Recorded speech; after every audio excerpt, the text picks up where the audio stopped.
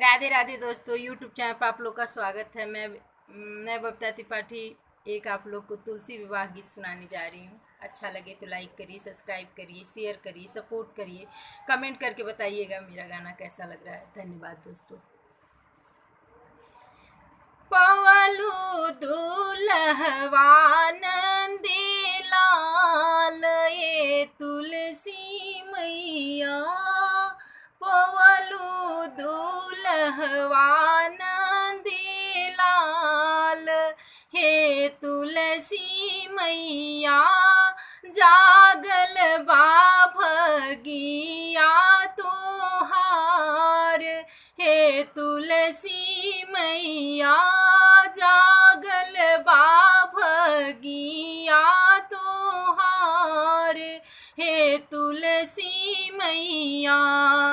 सावन में भैली तुलसी तोहरो जनमवा हो, सावन में भैली तुलसी तोहरो जनमवा हो, भादो मासे भैलू कचनार हे तुलसी मैया, पवलू दुल्हवा नंदी लाल हे तुलसी मैया। क्वारे मासे तुलसी जी भैलू से अनवा हो, क्वारे मासे तुलसी जी भैलू से अनवा हो, गोविंद संघ लगन धराई हे तुलसी मैया, कृष्ण संघे लगन धराई हे तुलसी मैया, पवलू दुल्हवा नंदी लाल हे तुलसी मैया।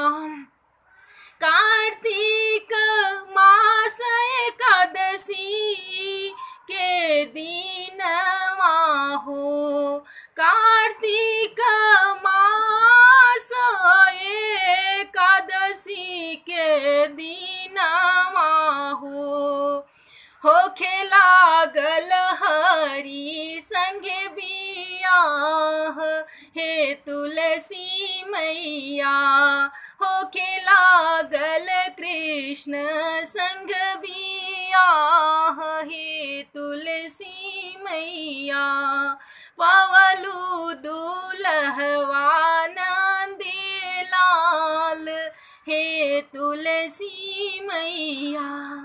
लक्ष्मी के अंश हाऊ हे तुलसी माई, कलयुग में गैलू घर घर पूजाई हे तुलसी मैया, भरेलू अन धन से भंडार हे तुलसी मैया, करेलू सब जग के कल्याण हे तुलसी मैया, पवलू दुल्हवा नंदी लाल हे तुलसी मैया।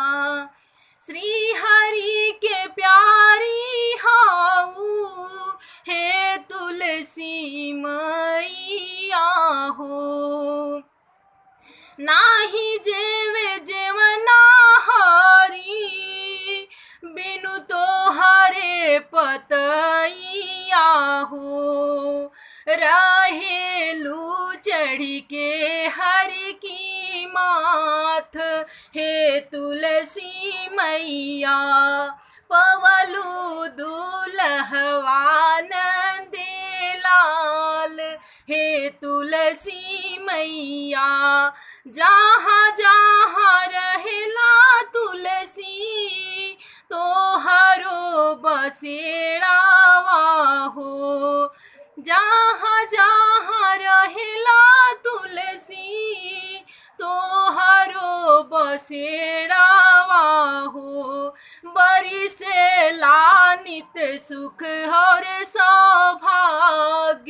हे तुलसी मैया पवलू दुलहवा नंदी लाल, हे तुलसी मैया सोहागिन के सिंदूर देलू, कन्या के घर बर देलू, बूढ़ी माई के देलू बैकुंठ धाम, हे तुलसी मैया पवलू दुलहवा नंदी लाल, हे तुलसी मैया जेकरा यह जग में मैया कोई ना सहैया हो, हरदम रहेलू करी साथ, हे तुलसी मैया। धन्यवाद दोस्तों।